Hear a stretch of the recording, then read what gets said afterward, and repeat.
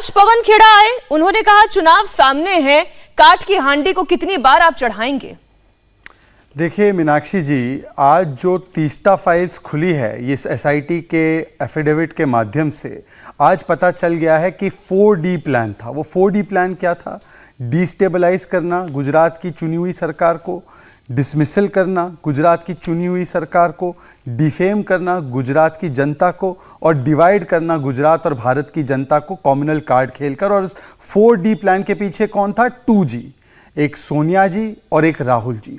कुल मिलाकर कांग्रेस पार्टी मुख्य किरदार में थी, अहमद पटेल सूत्रधार थे और तीस्ता सेतलवाद जैसे लोग इनके कलाकार थे। और ये पूरा का पूरा किस प्रकार से फाइनेंशियल ट्रांजैक्शन किया गया, अर्थात PIL के नाम पर पैसा इंटरेस्ट लिटिगेशन किया गया, फिर पॉलिटिकल इंटरेस्ट के नाम पर पॉलिटिकल इंटरेस्ट और पद्मश्री भी दिया गया, फिर किस प्रकार से इस पूरे के पूरे मामले को बढ़ाने के लिए एक पूरा षड्यंत्र रचा गया। और सुप्रीम कोर्ट ने भी कहा है, अभी जो सुप्रीम कोर्ट का जाकिया जाफरी का मामला आया था उसमें सुप्रीम कोर्ट ने क्या कहा? उसने कहा कि 16 वर्षों तक एक अल्टीरियर डिजाइन के तहत कुछ लोगों ने इस मामले को चलाए रखा। उन्होंने कहा किस प्रकार से fabricated records RB Shri Kumar, Teesta Setalvad जैसे लोगों ने दिया।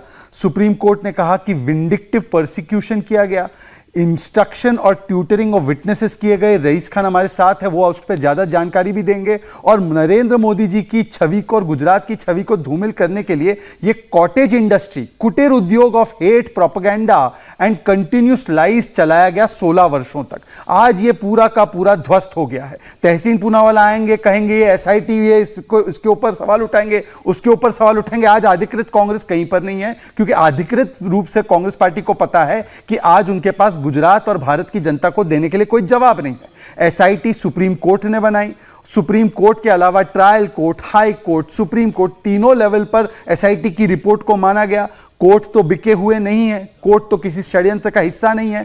आज सवाल सिर्फ कांग्रेस पार्टी से इतना है कि ये 4D का प्लान जो 2G चला रहे थे सोनिया जी एंड राहुल जी, उसका आज जवाब इनको देना होगा। ठीक है, मैं देखिए आप बहुत मुस्कुरा रहे हैं तहसीन, मैं आऊंगी आपके पास, लेकिन मेरे एक और सवाल का जरा शहजाद जवाब दीजिए। आप ये 2G और 4D जितना आप ये कर लें, लेकिन अगर वाकई में अहमद पटेल संदेह के दायरे में थे, अब तो वो इस दुनिया में रहे नहीं, तो भाई उनकी बेटी ने कहा मुमताज ने कि आप 2020 तक किस बात का इंतजार कर रहे थे? इतनी बड़ी कॉन्स्पिरेसी थी तो आपने पहले उन्हें कटघरे में क्यों नहीं खड़ा किया?